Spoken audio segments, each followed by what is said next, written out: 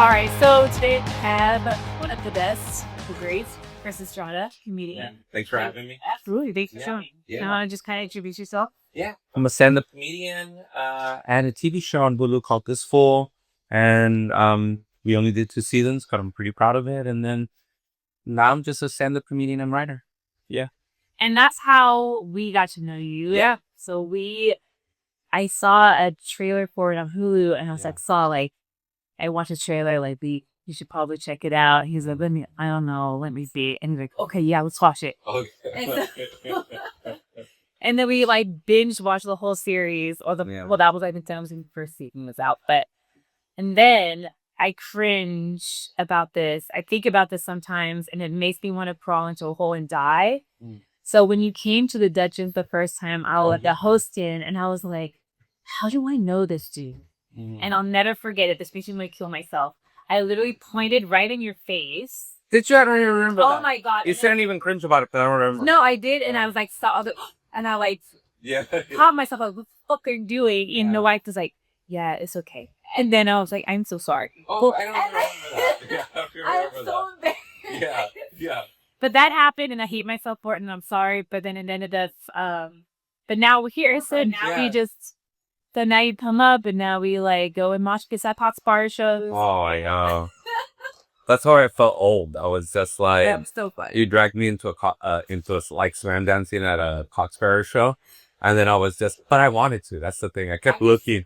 Your side of my eye. I kept looking back. I'm like, this dude is just man, let's have fun. I was standing there kind of be hard like this. And you were like, get in there. And I was like, all right, you're right. But I thought it was really funny how hot and thick your coat was in there. Yeah. This poor dude is probably died now. I died. I did 2 laps in the pit.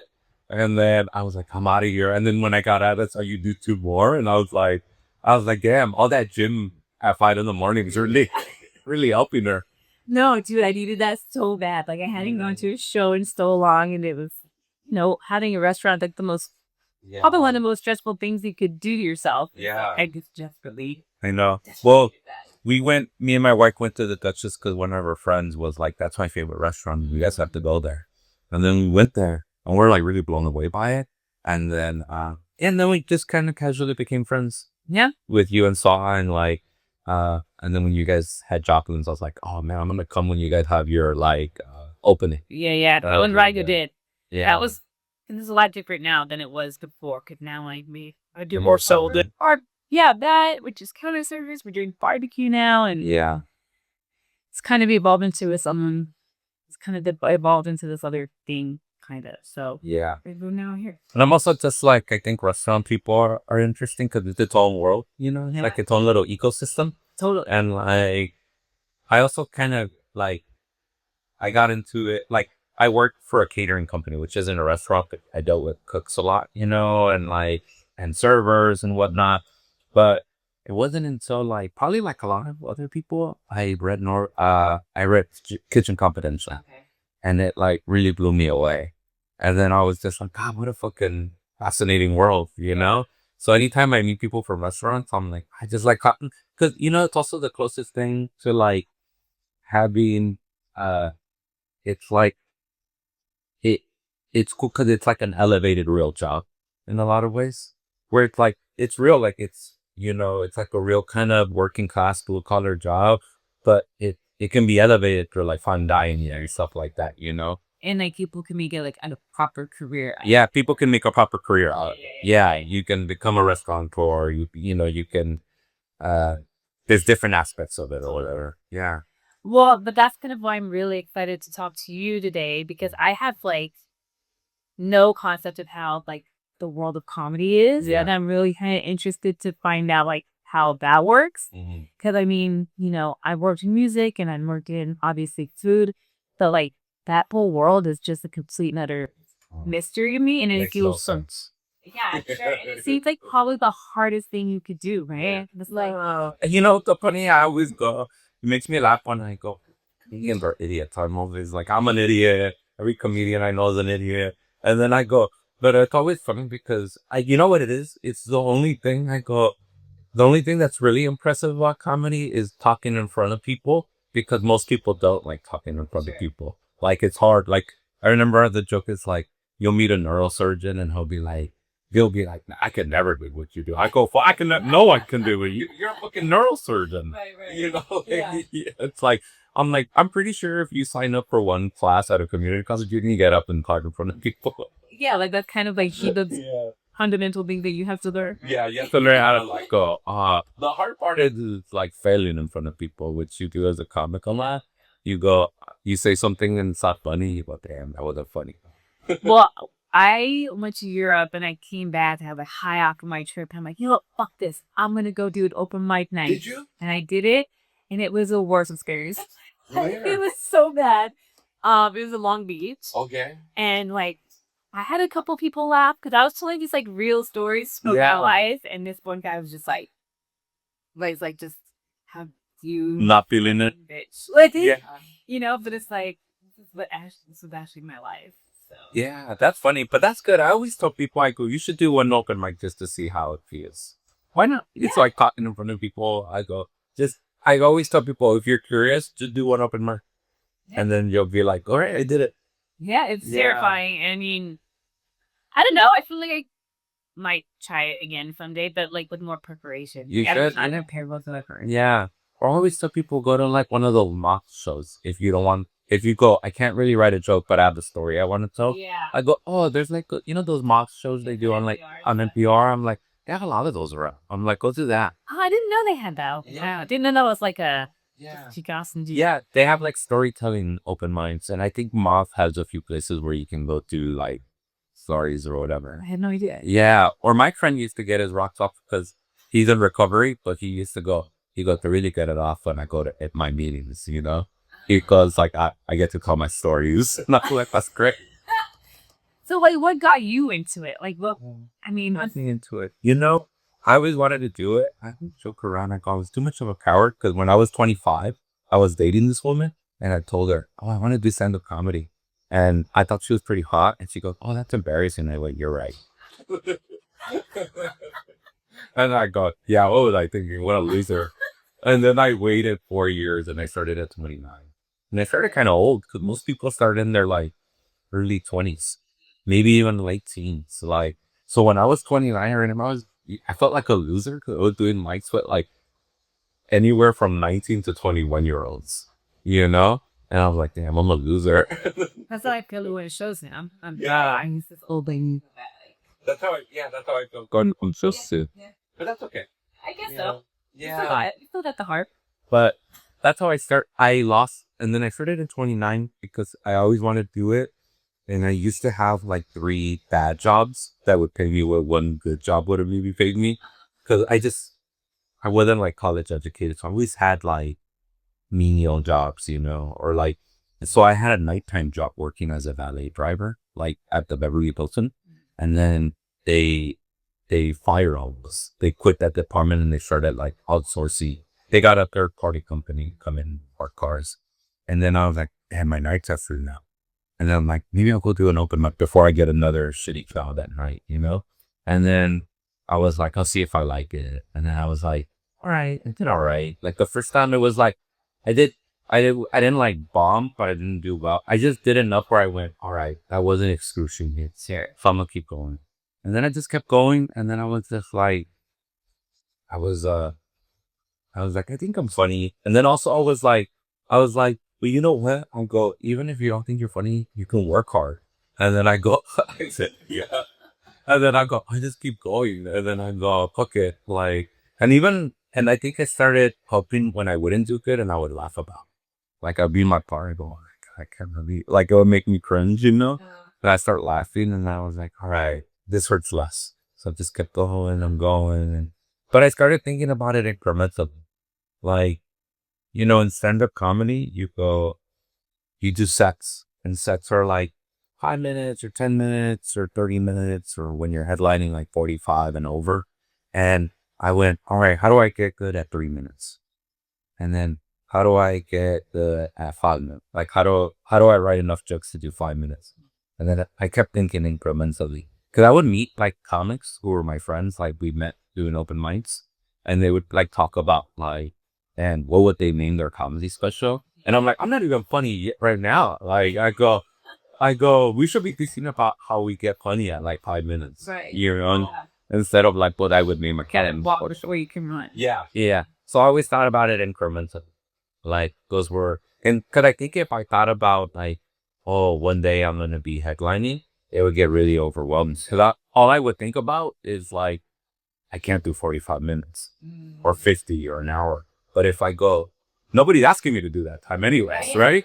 So I went, oh, if I can do 5 minutes, I can do, then do 5 minutes because this mic is 5 minutes, and then after that, learn how to do 10, 15. But yeah, so it was like, because I get overwhelmed.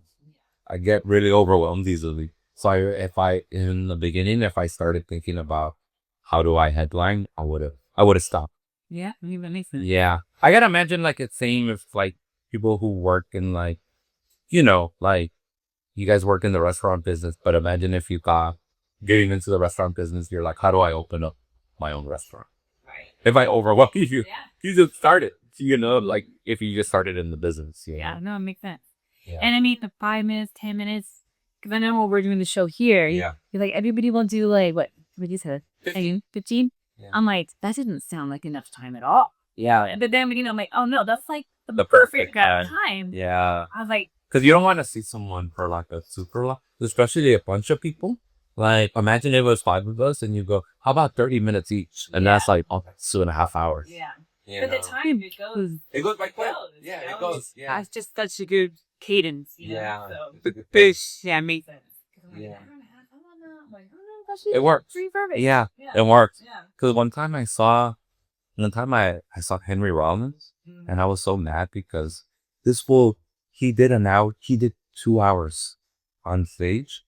I went to go see him work his like traveling. He does like spoken word. And he went to like I saw him at the Largo Theater in LA.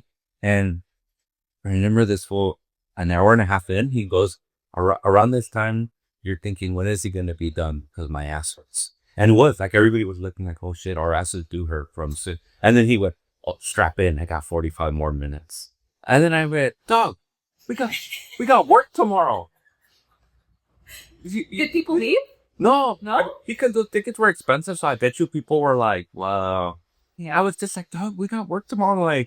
Like, leave us wanting some more. And Lago had late shows too. Yeah. Like, I saw it either there at like 11 o'clock at night. I know you didn't. But going back to the punk rock thing, it makes me think about like I saw this documentary on that punk band, the Minutemen. Mm-hmm. It's called We Jam Econo, and they were talking about how like when they started, they were guys who had like regular jobs. They worked at like warehouses and factories, and they thought, oh, I think most of our audience works also regular jobs. So why don't we make sure we start early, start on time, and don't play for like 2 hours. I think this is considered thing. Yeah, because people got work. Like they have like mat-made punk shows there. Yeah. Speaking of music, you have a lot of punk influences, like when you're this full and stuff. So has that shaped your career in any way? Kind of, only in the way that like when I started stand-up, I was like, oh, I should go hard. Like, because I watched that Minutemen documentary, and they said, if we're not playing gigs, we got to practice. So I was like, oh, if I'm not doing a show, I should go to an open mic. Or I should always be going to open mic. So it kind of gave me like a work ethic. And then it made me go like, oh, don't think you're like never be as nice as most of these punk people are kind of accessible, or like, but probably like a work ethic. I don't know if it helped with like a sense of humor, because I always tell people like punk takes itself pretty seriously, or at least the punk I like, like bands like Fugazi and like Bikini Kill. Like, I don't know if they're necessarily funny, but I don't want that from punk. It needs a like political esteem. Yeah. So like, but it gave me like a work ethic. So I was like, all right, just always go out. Were you lacking in work ethic before? I was always lacking in work ethic. I was always like, I went to community. I got kicked out of 3 different community colleges for like failing remedial math over and over. And like, I was just like, I had jobs. I would get like fired from jobs and like, and I always had like, I always tell people, I go, I didn't have 3 jobs because I had a strong work ethic. I had 3 jobs because like one of them would end up hiring me because I messed up. So at least I had 2 jobs. Like, so what? You were late here today too. Yeah, and I was late here today too. So it was like, so I was like, all right, I should, but when I started stand up, I was also scared. You know, I was also like, damn, I'm getting old. Or like I'm 30. And then I was just like, I should work hard now. Like, cause then I thought, all right, I already fucked off my 20s. So like being irresponsible and like not believing in myself and not working hard. And then I go, all right, now that I'm in stand up, I go, all right, I think I know, I think I'm funny. So I'm not worried about that. I'm worried about working hard. And so I was like, all right, just start working hard and take yourself a little more seriously. And yeah, I think that kind of stuff helped me with that. Because of the minimum down here. Yeah, yeah. You should watch it. It's called We Jam Econo.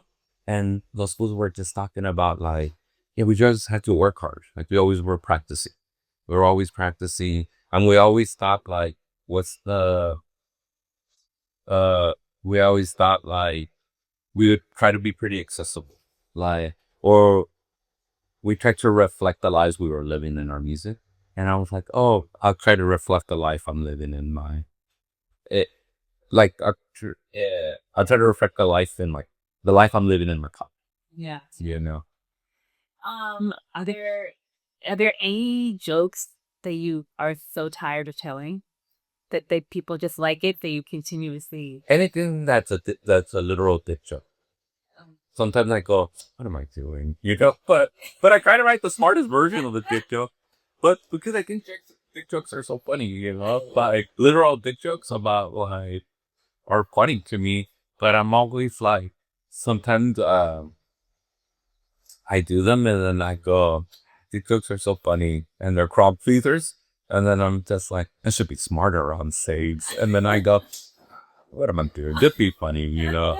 Like, probably the dick jokes. Let's see. I used to do, you know, I do this joke about, um, there's a joke that I'm tired of doing and it works. Is I do this joke about how, like, it's a, me and my wife going to the beach together is a problem because she can swim and I can't. So anytime we go to the beach together, I just end up looking like her father. Yeah. And like, you know, because while she's swimming in the middle of the ocean, I'm like standing at the shore, going, "Don't go too far," you know.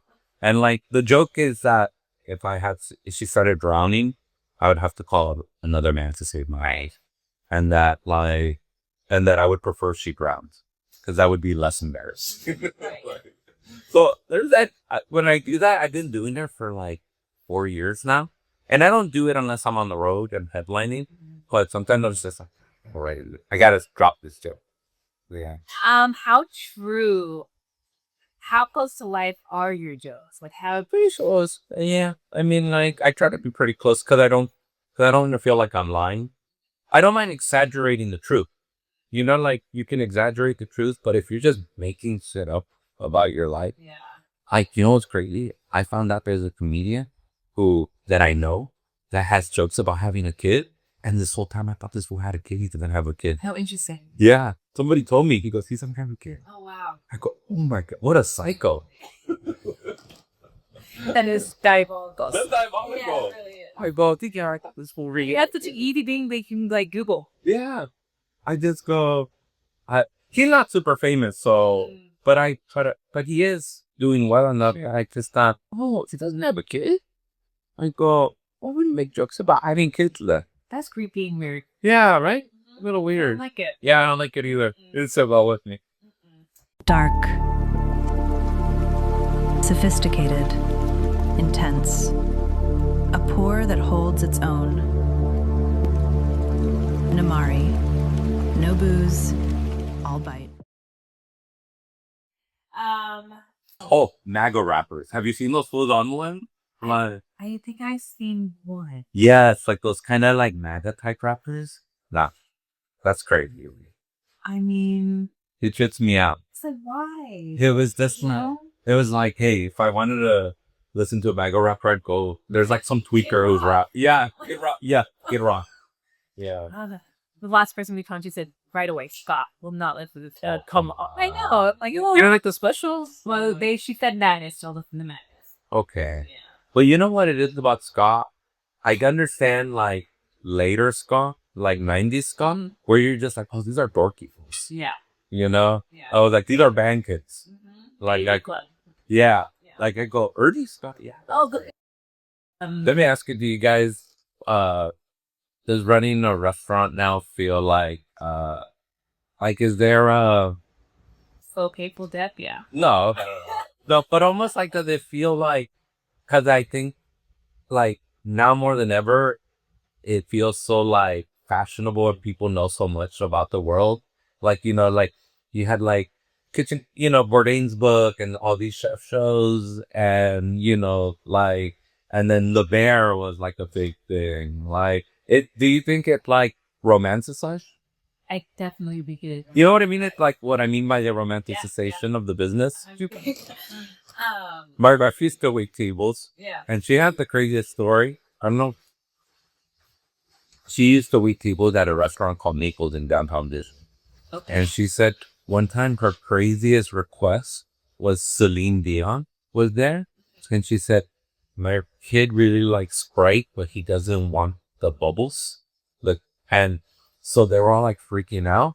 And the chef's like, how do I do this? So they like had to heat up on the pan the Sprite or 7-Up, whatever it was, until it took out the bubbles or something. That's fucking insane. Insane, huh? So you just like stale Sprite. Yeah. Just like leave it open overnight. Yeah. Basically. And they had to find a way to like, how do we make that process happen as soon as possible?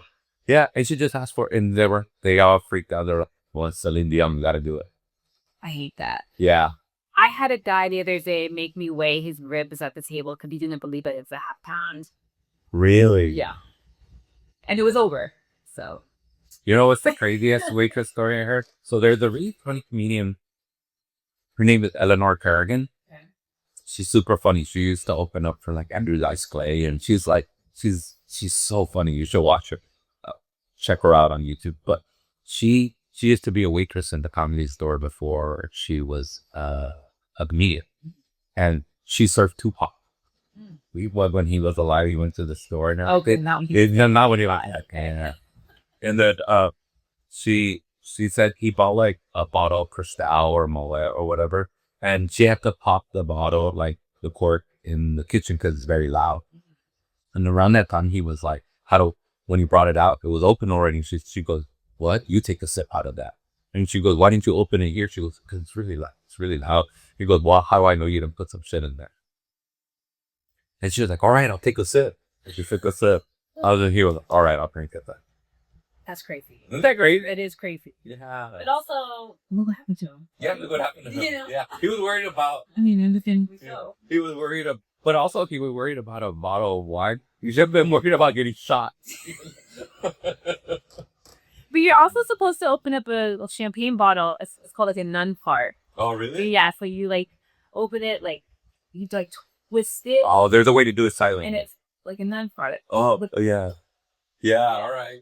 So there's like, it's like a thing. Yeah. So. That's crazy. Who was really wrong in that situation? Maybe Tupac was right. Tupac was right. But. Was he ever wrong? Yeah. He might have been. Could have been. But there seems to be like it makes me, when I see it, I go, damn, there must be like a romanticization about the business, you know? Especially when The Bear came out, I really felt like I saw it. Yeah, totally. Yeah. The Bear came out, and I guess, it's like the closest thing, I guess, to like an actual restaurant, but there was a lot of stuff. I don't know. I'm calling in a lot of shit for saying this, but it was pretty creepy for me. Yeah. You know? Well, it happens. Right. Yeah. I mean, there's like some nuance. There were like some nuances there you don't see in other like cooking. Yeah. Also, like restaurant shows and stuff. But yeah. And then there was like there's that other show, Black Rabbit with yeah. Juggled. Yep. And I'm like, we would come home from work and like we would sit down, we watch it, and I'm like, God, why am I'm so tense. Like, why do I feel like this? You're reliving. And then it's like, fuck, what are we doing? Why are we doing this to ourselves? Why are we watching you people do exactly what we did in Leader? You know, like, put the office back on. Yeah, but it's like it definitely is romanticized, and the reality is it's very stressful. That's why I love movies like Waiting. Remember Waiting?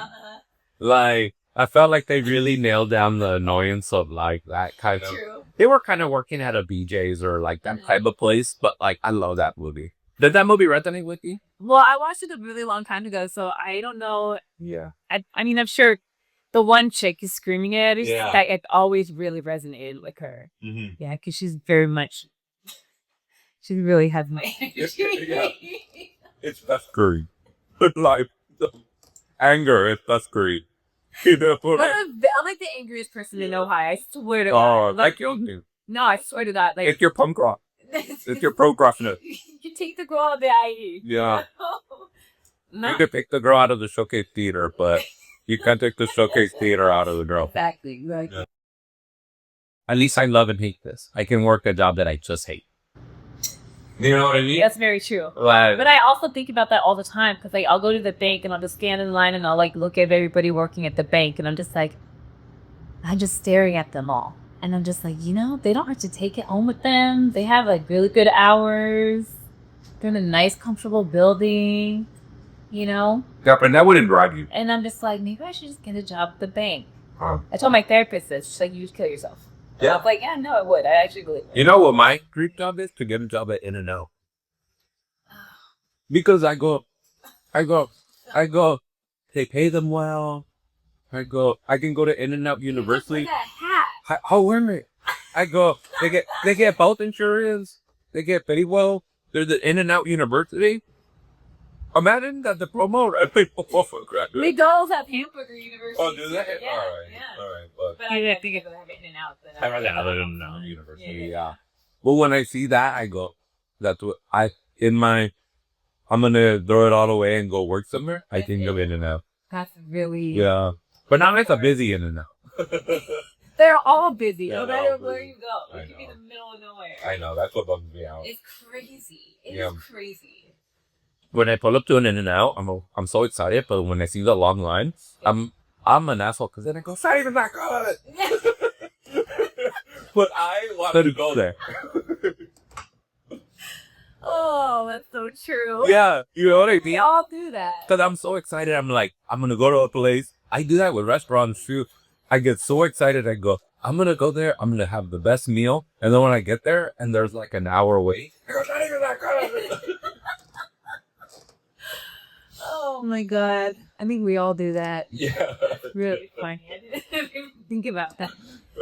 Maybe all the things that you hate about it. Yeah. Like, This place. what's this place? Well, I'm still ways there. I'm still like, all right, 30 minutes have passed. But then somebody gets behind you, like, fuck, now I'm stuck. I Like, can't yeah. go Yeah, now I anywhere. can't go anywhere. Yeah. Oh, God. Yeah. But I'm telling you, that's how I know you love this business. And that's how I know anybody loves that business they're in. When they were like, I'm tired and I want to give up. And you go, oh, you really love it because you're not going to. You know? Yeah. Yeah. Yeah. It's a curse, really. Yeah. Yeah. But it's also part, I think, I don't know. It's also like this thing where it's just like, I feel like if I ever, God forbid, like we close the restaurant or whatever, right? I know that was like, but if we only did this, if we just had one more month, or if we just had to do this one thing, and that's gonna live in my head for the rest of my Yeah. life. And I'm just like, Yeah. I can't. I'd rather just not to do that and just do those. Yeah, Yeah, that. I don't know if you're like this, but the idea of people who don't care or do it as well as you do, like you quitting and then keep going, pisses me off too. Drives me fucking. It's tragic. Yeah, I care a lot. Yeah, exactly. It's like it's the curse of caring. It's I the guess. curse of caring. Yeah. It's the curse of caring. Where tonight I go, sometimes I go, hey, I should quit stand-up comedy and I should quit this stuff I do. But then I go, and then I think of someone, I go, but then they're gonna keep going. Exactly. And then you just get really angry, and then you just sit there and fester. And then I go, I'm gonna keep going. Yeah. I'm gonna just do this to spite you. Yeah, That crazy. No, but it's true. It's like, I mean, you have to have the spite, or the way that you're playing ball. We just saw It has to there's drive always you, that one person. You're like, Yeah. fuck you, I'm doing you. Or you have to have an imaginary enemy. Yeah. Yeah, that helps me, having an imaginary enemy. Because then sometimes I'm just like, because I'm like, well, I was like, I'm not gonna have any enemies. I have the friends that I really care about, but sometimes I have to make an enemy in my head, or I don't even know who it is. I go, fuck that fool. I'm gonna keep going. Had him up. That's some real enemies. Yeah, but you have, you know what I mean? And you need that to keep pushing yourself sometimes. Or sometimes, you know, when I don't want to, I'll make enemies out of real things that I'm trying to stop doing. Like, so for example, if I see a soda, like a Coca-Cola at the store, and I should get that, and then I go, no, Coca-Cola wants you to get that. I go, oh, Coca-Cola. And then I go, you're not gonna give me diabetes. I think like that. I go, because if I don't think like that, if I don't make an enemy out of this corporation, I go, I know me. I'm gonna get diabetes. That's what's gonna happen. Or that your punk robber is coming back. Yeah, my punk robber. Fuck this corporation, you know? Or sometimes I'll see a bag of Doritos and I go, just get it. And then I go, nah, fuck Frito-Lay corporation. I go, I'm trying to lose weight and you don't want this for me. Oh my god. So that helps me. So even when I don't have real enemies, I go, make an enemy out of this thing. I love this idea. Yeah, it helps You me. should write a book. Yeah. A self-help book. Yeah. Enemies of it. Yeah, mate. How to have friends and still make enemies. Of inanimate objects. Inanimate objects, yeah. I'll think like that. Like, I have to. Because, dude, if I didn't, I used to drink soda all the time. And, like, I stopped. Or, like, even though, for example, like, even with, like, straight edge people, I understand. They have it right. I understand why they don't drink. Because I'll be like, fuck you, Budweiser. I'm not going to ruin my life. You know? You know, that's what you want. You know? I love that so much. Just like who's that book, the Let Them Theory or something? Yeah. Just let them. Yeah. No. Make fucking enemies. Yeah, man. And an other there and destroy your life. Yeah. That's what they want. That's what they want. Yeah, that's what they want. All right. You're like, fuck those fools. Yeah, I'm not going to fall for your marketing. Oh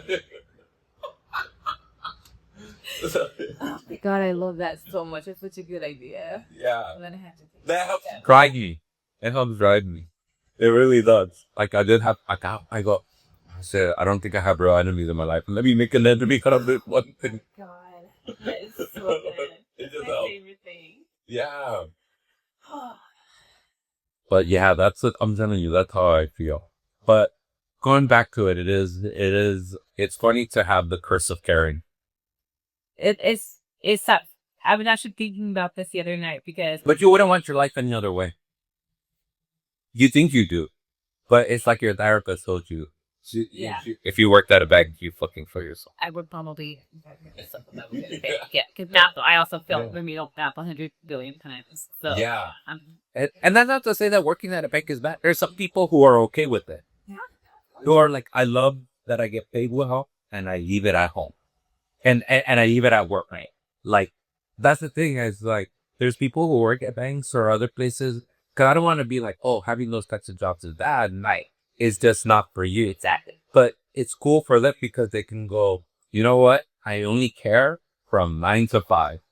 What a concept. Yeah. I only care from 9 to 5.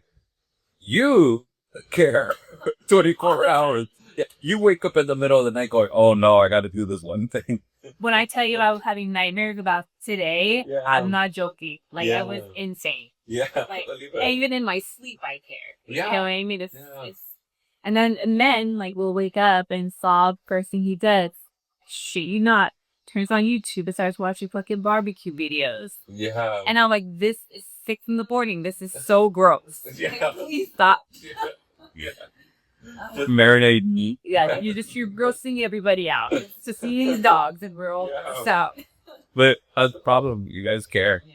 It's your fault for caring. Me. Yes, yes. Got you into like punk rock. You know, I think probably the same way like you grew up in IE, right? Like growing up. And I think we're close in age, but I think a lot of it was also I grew up in the like right post Nirvana. So like in the era of like K-rock and stuff like that, and like alternative music was huge, and like I loved like Rage Against the Machine and like Nirvana and like the Melvins and stuff like that. And then I started going like even deep, and then it was the age of like Epitaph.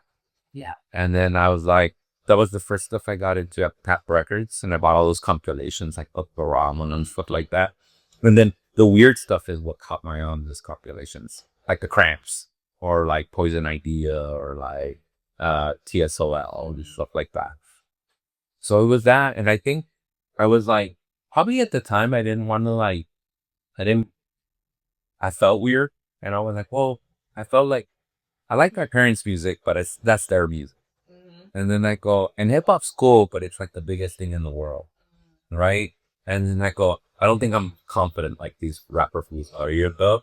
And then, but then you listen to like punk music, and you're like, yeah, these fools are this is great. Like it is resonates emotionally, you know? And then, you know, you just start looking, you start going albums, and then and there was the age of CDs, and then I would read like the thank you notes, like who they thank. And I'd look for, you know, like sometimes have so much of their liner notes is like the art is like flyers. You'd be like, oh, what band is that? Okay, I'm gonna go buy that. Yeah. And then I think when I found out, like, I never wanted to play music, and I'm not like, I don't know how to play music, but it was the first time that I said, if I wanted to, this is the kind of music I could play, because you don't have to be like a virtuoso person. Like, you can kind of like, it's passion. You know, you eventually get good, but like, you don't have to be good. Yeah, so a lot of those guys do start out, they start out not knowing what the hell. Yeah, what they're doing, you know? So I think it was a lot of that. Do you remember the first album you got? Ever. Not a big album, it's like... Oh, when I was a kid?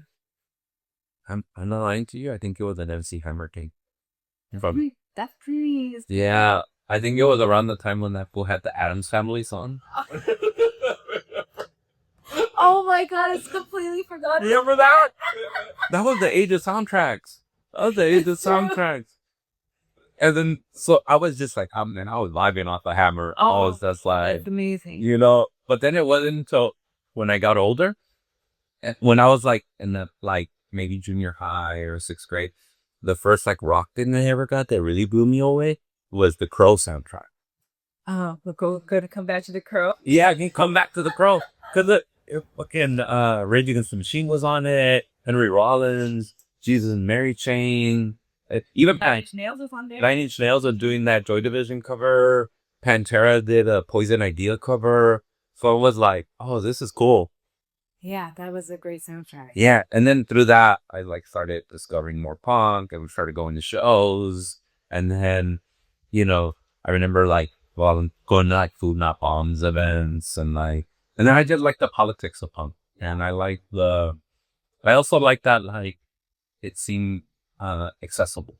Yeah. You know what I mean? Like you find out like, oh, Fugazi only charges $10 for shows. That's accessible. Yeah. You know, like, or stuff like that, or like I got into Bikini Kill, and this is good, and like this is different. I hadn't heard that one, someone that angry. Yeah. You know, and then, or even like the old stuff. I was like, or Patti Smith, or like, I remember when I was telling someone when I first heard Crass, they had this song that was like talking shit about God. That was the first time something scared me. And I was like 13 or 14, and I grew up Catholic, and I felt like, damn, I'm betraying my grandma, you know, like. So yeah, all that fun stuff really. What are like the 5 albums that changed your life? The first Clash album with like White Riot, Ginny Jones, stuff like that. Probably Rage Against the Machine, Evil Empire. I would say Fugazi's Repeater album. That was huge. X-Ray Specs, the O Bondage of Yours. And then, I'm trying to think. Another one. Maybe Clash London Calling. Or like, or maybe even something really, like I haven't listened to in one time, but something like that. That like Operation Ivy album. You know? Or like even Minor Threat, that complete discography. Stuff like that. Those albums were all like really pivotal for me. Yeah.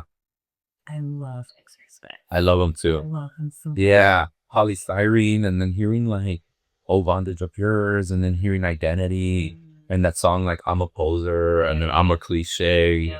And like, it was so weird and like essential. And she was talking about like kind of like consumerism and weird stuff like that. I was just like, damn, this is fucking cool. It felt like subversive, you know? So X-Ray Specs was huge. Yeah, I was really into like female-led punking. Yeah. Vice Squad, The Voids. Yeah. The Standing Night Creeps that another Yeah, group. I remember hearing of them. Love. Yeah. Creepy. For me, there was this band called Stood Boy that like broke up by the time I got into them, but they were like from Berkeley. And they were really good. And I got into like, yeah, Extra Specs, Patti Smith, Crapmobile, you know. Even some of those Epitaph bands, like, remember this band? So, T.I.L.G., early catchy and like, yeah, all that stuff. And then like hearing them was crazy. Cause hearing an angry dude is different from hearing an angry woman. Yeah. You know what I mean? Yeah. When you hear an angry woman, you're like, oh shit, she's really mad. But rightly so. Yeah, reggae song. Yeah.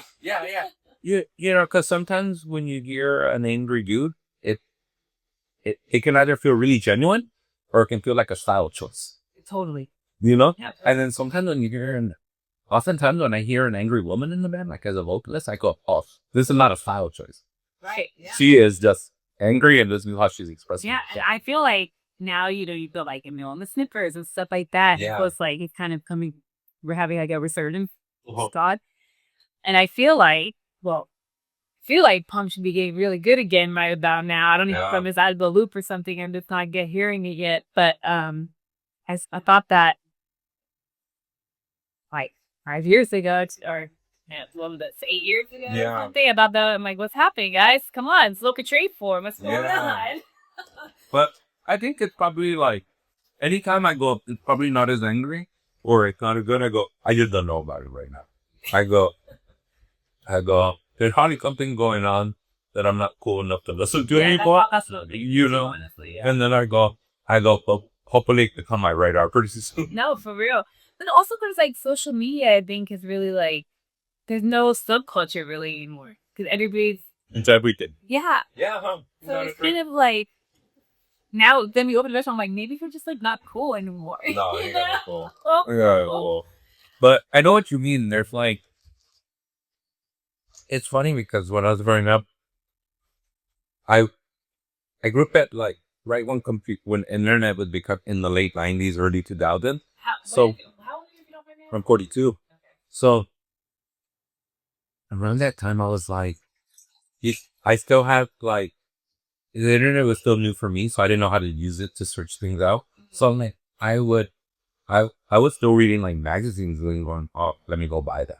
Like zines. I was reading like Flipside or Punk Planet and stuff like that. And like, I wasn't even downloading music. Like, cause I remember when like, I would download something every now and then, but I was like, I was a person that like holding things. Yeah. So I'm like, I guess I could download an album, but I want to hold the album and I want to have the art. Right. Then I want to see who they think. You know? Why was that so important for you? Who they think? Because then I would find out about other bands that way. Okay. You know? That's cool. Like, you would see, like, I remember one time I bought, like, a Rancid album, and I saw the bands they were thinking, and I was like, one song, they said GBH on one. And I go, who's that? And I saw it at the store, and I bought it. Huh? You know what I mean? Yeah, like, I would see all the things, or all the, like, artwork, if they had, like, flyers as art. Yeah. Like, look at these other bands, you know? Or, like, I used to do that, but I used to like go give people back patches and their patches. Oh yeah, that's true. Yeah. I bought probably sometimes like not knowing who they were. Like I remember I bought when I was a kid. I was like maybe 16, 17. I bought Raw Power, Stooges album. And I saw the cover and I knew who Iggy Pop was, but I didn't like know who the Stooges were. And I go, I think it's that guy. I'm just gonna buy this. So there's like a crazy cover. And then I bought the one that kind of messed me up and taught me about like satire was like I bought a Ray Youth album, and it was it was a cartoon where they were dressed like Klansmen. It was like this racist. Is that 30 pop classics? Yeah. And I went, should I buy this? Like, is this racist? And then when I was a kid, I was like 14. You know, I was like, I don't know this. And then I read the cover, in the back, and the songs were like kind of like sarcastic. And one of them was Jesus was a communist, and I go, oh, okay, I can buy it. Like, I go, these fools are being like they're being sarcastic and being edgy with like anal cuts. Yeah, like anal cut. Yeah, just like anal cut. Yeah. My ex in high school used to play this game that I considered playing too. That actually, we would come up with our own names of anal cunt songs, like their own song titles because they are so outrageous. Outrageous. Yeah. Yeah. There's a guy in Sacramento who's come to see me who was in anal cut. Oh, really? Yeah. And that's like, there's like a drummer, like, but there's like, we always have like, when you read those Seth Putman stories, like that's like your like it's full of nuts. So, like he died, and it was like, fuck that guy, and we were like, pull his blood, Yeah. because it was It's crazy out there. Yeah, like you just have the like, just like the dumbest lyrics and like. I just thought it was brilliant. So funny. Yeah, I like that better than listening to like DJ Allen. Yeah, and because DJ Allen was like. Yeah. Felt that way. Yeah. And there was also like, I don't mess with poop. like, keep that out of my music. That's where I draw the line. I draw the line. I go, hey, once you start shit on naked, there's no shit on me. Once you shit on stage, I'm like, I'm tapping out. Yeah.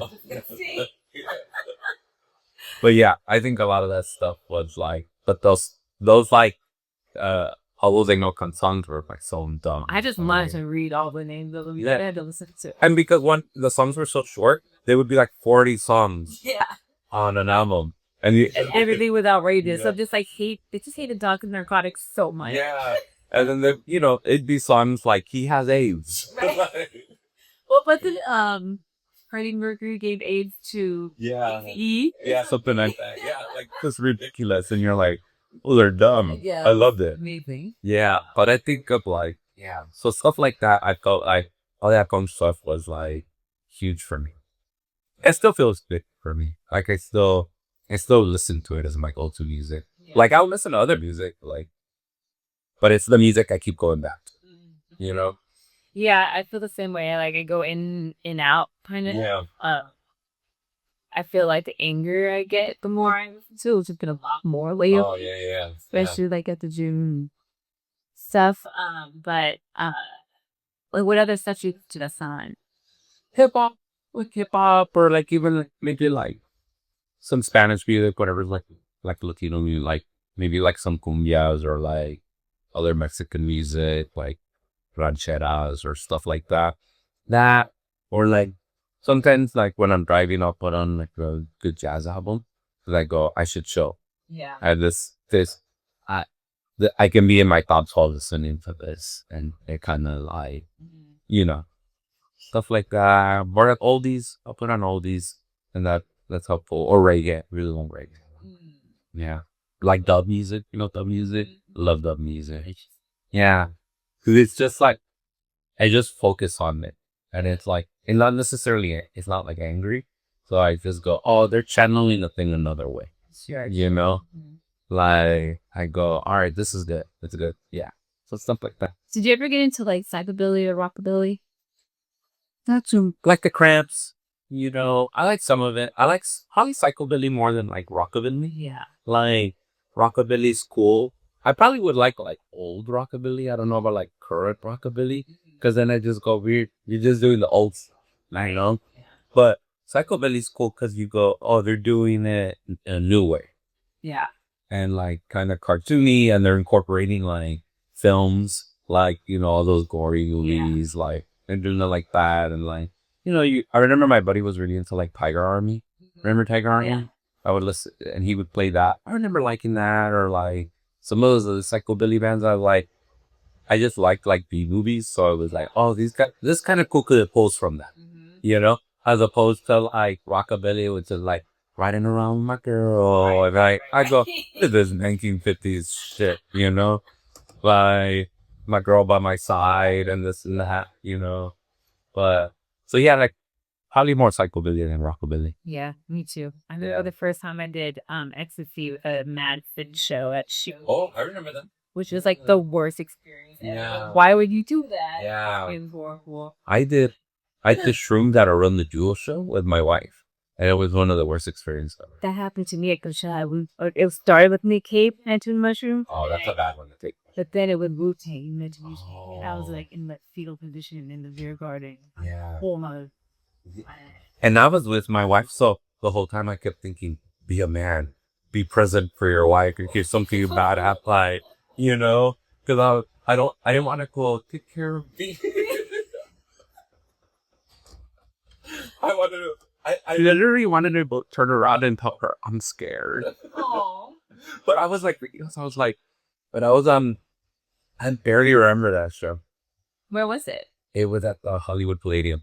Okay. Yeah, and there was DJ opening up for them. There's DJ Alchemist, and the in between them was Tenacious D, and it were so like crazy looking that I thought I was like some Ewoks from like Star Wars.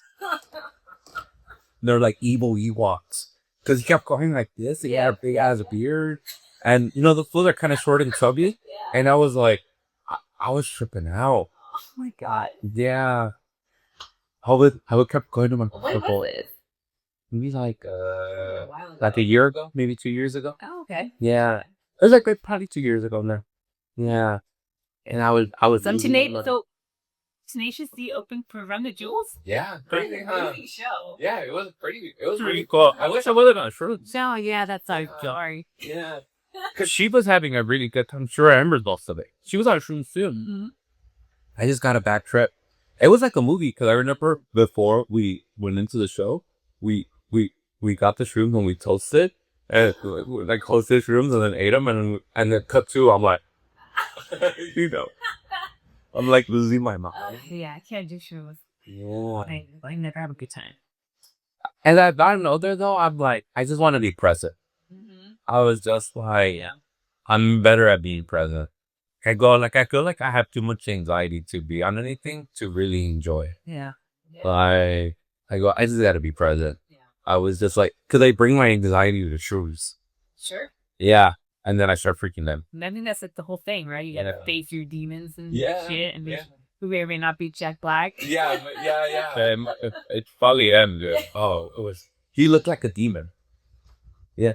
Cause his face was all red. And that piece is red. Yeah. And he had this big beard and the hair was all crazy and the other guy, Kyle, Yeah. he wore like that. And I was not freaked out.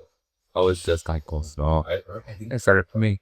No. Yeah. But I was on shrooms. I didn't even. That's crazy. I was just, please let this go away. Oh. I met my spirit guide though when I was on shrooms during Wu-Tang. Really? Mm-hmm. Who was it? Ghostface Killer?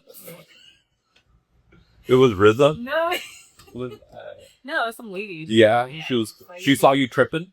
No, it was not a person that was there.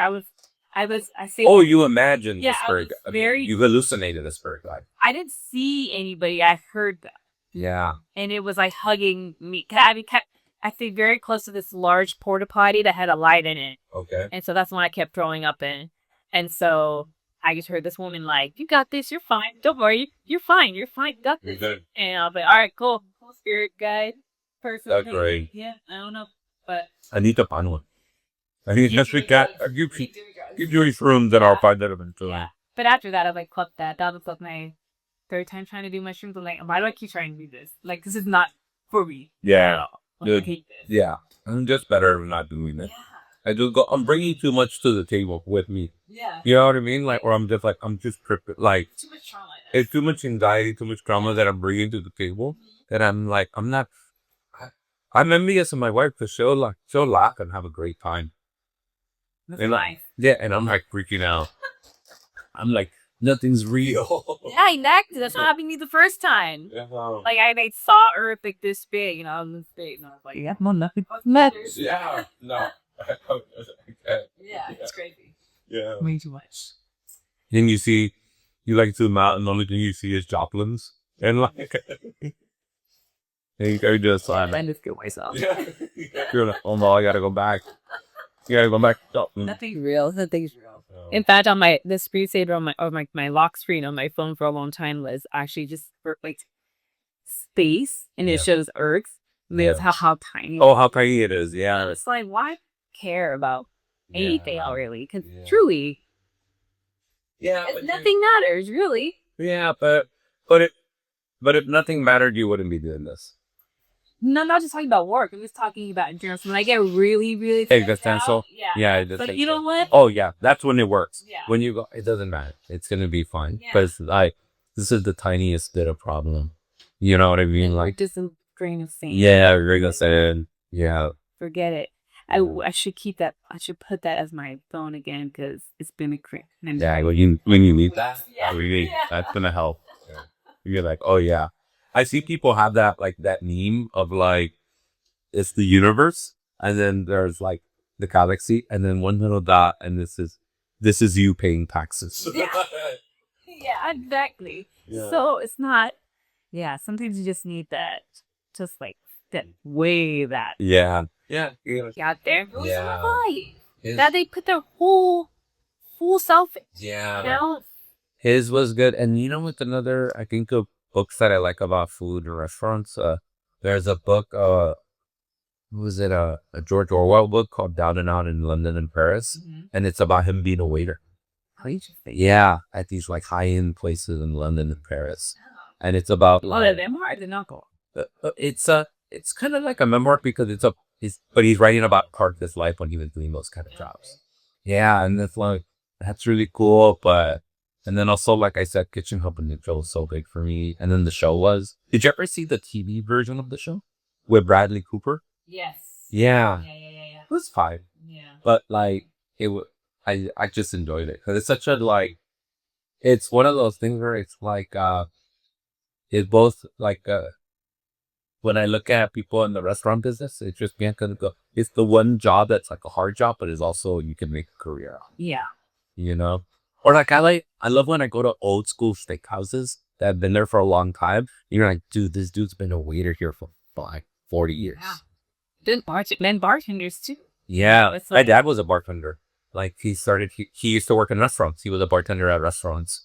So like, it just trips me out. Like we would go to like he worked at like he worked at like El Torito. But I remember like going to like El Torito and Marina Del Rey and like had my first serving job. Yeah. He worked at El Torito. He was the bartender there for years. And that's like, I just knew all the waiters. And it's like funny because my dad was in the restaurant business as a bartender he passed away a few years ago, but for decades he was in the restaurant business. So we would go to restaurants and people would go, hey, you're so-and-so's kid, huh?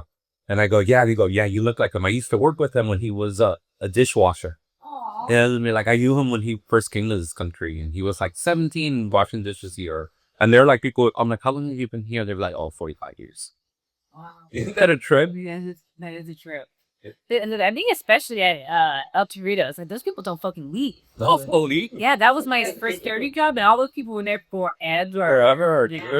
Yeah, he was there for a really long time. And I thought he was there for a long time. And then when he left, there was people that was still there for like 20 years longer. That's how I started learning my kitchen Spanish. Yeah. And I would keep saying, yeah. I thought I was saying suck my dick, but I was saying Unilab. Peaches huevos. I think fucking eggs. Oh, I'm a young stupid idiot. Yeah. It was really fucking funny though. Yeah, dude, that's like, but it is a trip. It just trips me out like that world. Or I like sometimes when I like in the neighborhood I live in, sometimes I'll walk by restaurants and I see the screen metal door and I'll hear all the cooks like playing music and politics to tell them damn, I like that culture still exists, or like you know, it's like the camaraderie or whatever. There's definitely a camaraderie. I mean, I don't do much here, but like in LA and stuff, like when you go to a restaurant, you work in the industry, you always bring like whole baths of beer and like candy and stuff for the kitchen, and they just know, like, okay, and they give it to the kitchen. Off like a, we're all like in this, we're all in the same thing. Do you have pet peeves now when you go to a restaurant? As a guest? As a guest, yeah. Yeah. What's your pet peeves? I tell my dad all the time, like, I don't want to hear, like, I don't want any of our guests hear your conversation. I hate that. Like, I think it's, I don't think I mind it as much. Yeah. And the guests, but for my guests, I don't want that. I see what you mean. Do you know what I mean? Yeah. Like, especially because of what's the shit and everything that we say, like, Yeah, of course. Yeah. You don't want people hear you sing crazy, like, oh my god, I shouldn't see the shit I took. Yeah, exactly. You know? Yeah, Like, dude, yeah. you know? Or oh shit, I forgot to wash my hands. Yeah, you know, it's like it's crazy, but that and I mean, I don't know. I don't feel like I'm not super picky when I go out to see, unless it's like a super fine dining place. Like when I went to New York a couple years ago, I went to 11 Madison Park. Mm-hmm. I went by myself. Yeah. I just saw like, hey, I'm here. I'm just gonna go. I know I'm gonna put my savings account. I'm just gonna go. Yeah. Because then you have to go. So I did. And now I read like Unreasonable Hospitality from like Will Guidara, who was like running the whole place operation over there and stuff. And you know, and I was really implementing those things. And she did something that drives me crazy, like Jerry played something of that. Gotcha. That's something that drives me. Yeah. Well, and I was really implementing all these things of the Duchess to elevate service, like, you know, the Dreamweaver thing. I don't know if you're familiar with that, where they like have people that kind of over like eavesdrop on conversation stuff, and they do really special, unusual things for people. Mm-hmm. So like I was really encouraging that with the shit. Like I started doing like really like kind of like after somebody's like talking about how they wish they had like an ice cream, so I ran to the gas station and got that ice cream for them. Like I was like doing these things. Wow, you're going far and beyond. I could just like, as much as I fucking hate people, I love doing things for them. Like it's like a weird. And I guess I don't hate people. I like people, and like But I also like the idea of you going me, but you fucking like that, don't you? Yeah. It's fucked up, right? Yeah. I fucking killed it, huh? You're doing it for yourself. Kind of. It's a selfish and selfless thing at the same time. Yeah, it's both. It's like it's a pendulum that swings from like selfish to and being like what do they call that word when you're being like appreciated? You know, like you're being appreciated, and then to the like, definitely. You like that. Huh? Yeah. And that's what I try to tell the guys, like to encourage them to do it. I'm like, look, it's really selfless. This is pretty selfish because you feel really good about it, you know. Yeah. So I was really trying to do all these things that 11 Madison Park was doing. And so when I went to 11 Madison Park, I was expecting like fucking top tier #1 service. I'm sitting there. Carmen was there. Yeah.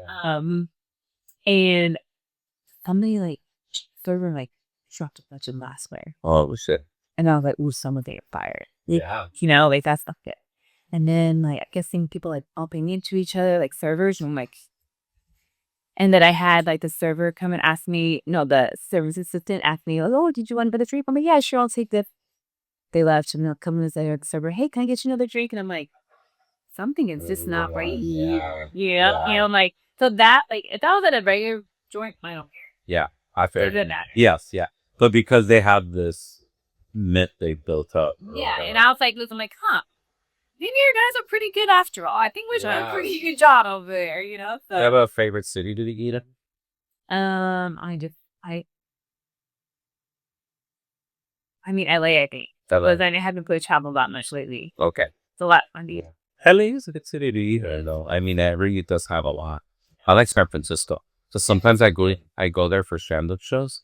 And like every time I go, I'm always finding a new place that's like really good. And like, yeah, but I feel that way about LA too. And we haven't really left. We haven't really gone anywhere. Oh, Puerto Rico, I'd be pretty chill. That's a ton of CJ. Yeah. So much seafood. Yeah. So good. Yeah, seafood's like trouble. Yeah. Puerto Rico was so good. You got it bad. Did you ever want to run a food truck? A long time ago. Wanted to, or you did? I wanted to do it. Yeah. I got vegan catering business, and no idea what I was doing. So Barista? I had no idea. No way. No, yeah. That's crazy. I was bartending. Yeah. And then I was vegan on this Yeah. time, but I was like raw vegan. Oh, We don't like cooking. yeah. So I was like crazy Yeah. because here's this fucked up. So I was super raw vegan because I knew I drink a lot and I wanted to offset it. Yeah. You were trying to have your cake and eat it too. Yeah, You were just like, my raw vegan cake. Yeah. Yep. I'm in that cake. Yeah. Your pinche huevos. No way, Oh. Yeah, vegan, no huevos. Oh. But long story short, I was like, I wanted to cook and I couldn't like get into any kitchens because nobody would hire you. Like, you don't have experience. Yeah. Like, well, how am I gonna get it if you We don't hire me. Yeah. So my regular was like, oh, go making kombucha before kombucha was like what it is now. It's done and like making kombucha and it was good. My regular, oh, try that. Oh, you make me this, you make me that. And I'm like, dude, I got to start charging to this creepy. And then I was watching this Charlie Day did a Netflix investment speech. Like say I couldn't get an acting job. So my friend and I created Always Sunny. Oh. And I was like, okay, well, if no one's going to hire me to cook, I'm going to start my own catering business. Yeah. And so, just because of Charlie Day, I like started catering. Crazy. Yeah. And we did pretty well. And like we were doing like food festivals, like doing like popping up at like breweries and stuff. And like catering events. I didn't know the first thing about proper technique or even food costs. Like I had no, I was just like, fuck it, let's just do this and see how it goes. That's that punk rock shit. Exactly. Yeah, that's that punk rock shit. And then, but that's how that got my foot in the door into cooking. I was working at Moby's restaurant, Little Pine. Oh yeah, I remember that. That was my first real kitchen job. Damn. Who the pastry chef was a friend of a friend who got me the job.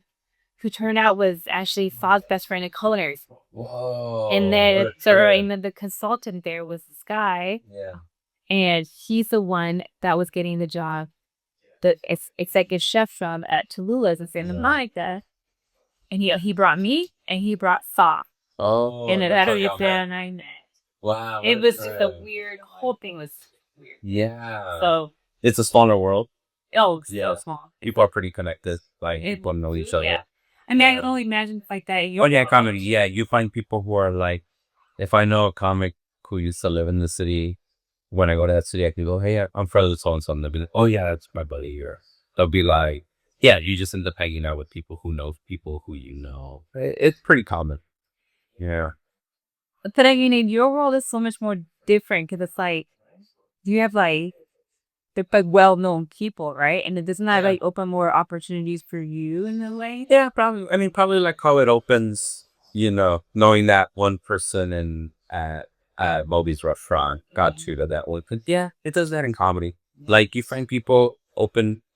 This is what I learned. Like someone told me, I one time heard someone say, you get jobs from other comedians. And it's true. Like when I was doing comedy, there was these guys who had a TV show, and I knew them through stand-up comedy. And they had a really funny TV show called Corporate, and it was on Comedy Central.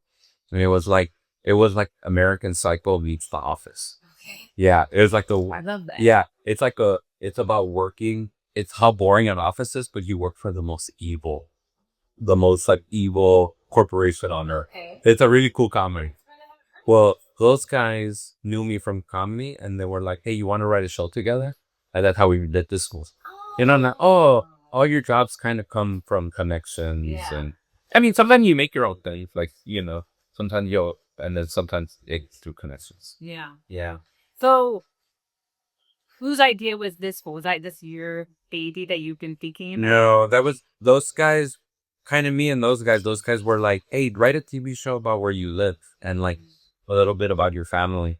And then I was like, all right. And then I said, what about these two cousins? Because I have a cousin who was based on that character, that Luis character. And then they were like, kind of pitched them that show. I'm like, well, what if you worked at a gang rehabilitation center? And the whole thing is that he helps people so he can forget his own problems, even though his life's a mess. Right. And they were like, okay, let's do that. And they're like, let's just make sure that we see work and home. Because if it's only work, it's going to become a work job, like a workshop. Yeah. And they go, but if we see his home, then it's about the character, not about where he makes, you know? And then, yeah, that's what happened. Do you have like a favorite episode or a favorite scene from this school? You know, and there's a lot of them are with. I think it's because I was just such a big fan of his. Got a lot of them. A lot of the scenes I love are scenes with Michael Imperioli because I love Sopranos and and like a lot of the stuff he does. I just love. I think he's so talented. But like you know, there's a scene where it's in like second season and he goes and lives in the garage with the two characters and the mom doesn't have anything to do, so she walks over to the garage, the next door neighbor's garage where they live, and she washes all their clothes because she's retired. Yeah. And then Michael Imperioli character, he has an OnlyFans. Right. But then he goes, go wash my underwear. And he goes, that's a week worth of cum down the drain. Because I sell these for $100 a pop. And him saying those words, like, I go, damn, we got like a fucking hacker of a voice of a generation to say like, I come in these. Like, who washed my underwear? There was a gallon worth of cum in these or whatever. Like, I go, hearing him say stuff like that makes me laugh. Like, cause I go, when that guy says dumb things in a serious way, it's the funniest thing ever. Or like the fact that like we gave his character a big dick and we found him in the van sleeping and he was like, hey, bro, like, should he have a big dick? That stuff makes me laugh. Cause I go, he was game, he was up to do it. And also I go, such a respected actor. And you like this. You think it's funny that he has a big dick. Honest to God, it's like truly, honestly, one of my favorite fucking shows. Oh, like, I swear to God, we watch them. And it's so funny because, like, we watch it pretty often. Yeah. And I'm like, is it weird that we're watching this now? Because like we're friends now, right? But it's just so good. And it's like, oh, thanks. I really mean God, I'm having a blank on his Bill Paxton. Yeah, Bill Paxton has also when heat and the wind blows. Yeah. When he takes it out and you see the paint. Yeah, it fully kills you. Yeah. There's a couple scenes in that show. Ever gets me every. Yeah, or even giving him. He's such a respected actor. And then he's just like. Best president we've ever had. Yeah. And then the fact that like he walks with a limp because he has a big dick. And he even said, why do you think I walk with this limp? And it's because he has a giant dick. And I just go, and the fact that I go, he thought it was really good. This was such a respected actor. And he's down to do this. It really makes me laugh. I go, oh my God, so ridiculous. So those are my favorite scenes. But I mean, like, to show you like how good it is. How it's just such a vision. Yeah. So there was our philosophy was like, write something so dumb and smart. Right. Yeah. Like we were like, oh, we think that's the funniest comedy. When it's so dumb, it's actually kind of smart. And then, so stuff like that. Or like there's scenes with the mom where she's like, shit. There's an episode where she becomes like a caretaker for this older lady. I was just thinking about that. And the older lady, like, there's ghosts in this house. Yep. And then she starts like yelling at the ghost. That's like my heart. That, or there's a conversation that she had with that woman's grandson in Spanish. Yeah. And it's like your pinches huevos. Exactly. Like it's butchered Spanish. And she knows that he's talking fucked up Spanish and he does it, but she just rides with it. And she ends the conversation by, instead of going buenas noches or buenos días, he goes buenos aires. And then she goes buenos aires. So that kind of stuff, I go, it makes me laugh. So yeah.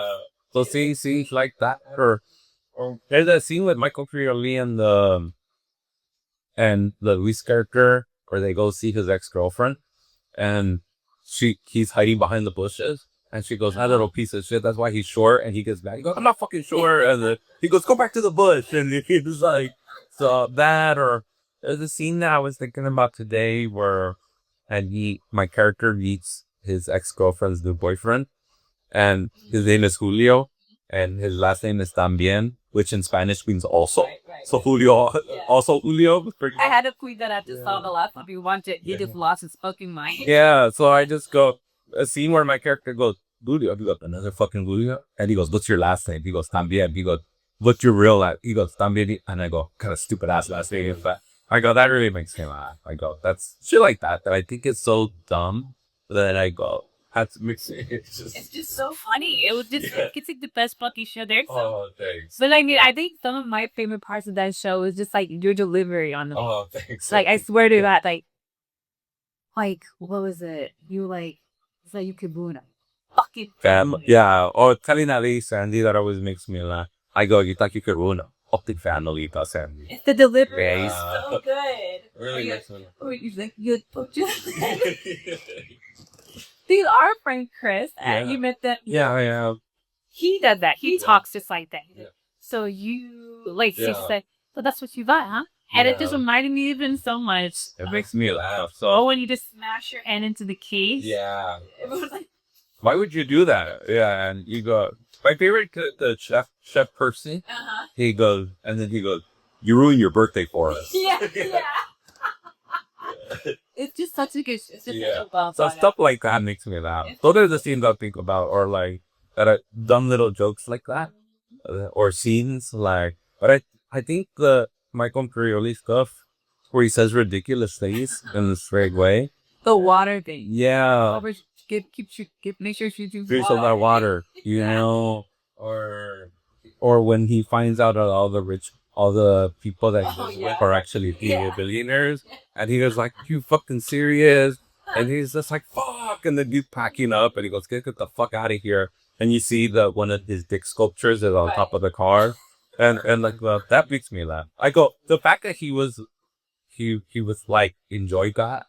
And because he's so an acclaimed doctor, you know, and he's so talented, and like, the fact that sometimes he would just see what we were gonna shoot today, and he just like nod his head, oh, so dumb, and then I go, it made me happy. I go that because I think he's a really funny guy. Yeah. When he's like, because I think when people say ridiculous things in a straight way, Right. that's funnier to me Yeah. than saying a ridiculous thing in a funny way. Yeah. You know, so when you're playing it normal like he was, I go, yeah, it makes me laugh. Good. Yeah. Such a the play show. Oh, thank you.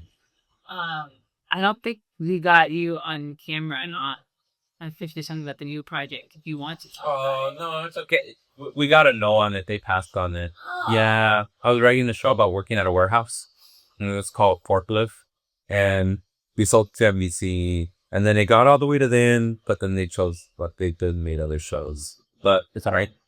I'll write something else. Or I keep doing stand up. No, your friend one. Yeah, my friend went, "Oh, I'm just writing this show about guys trying to find a way to be men in their 40s and different men of different ages being lonely and trying to find a friend group to be friends with."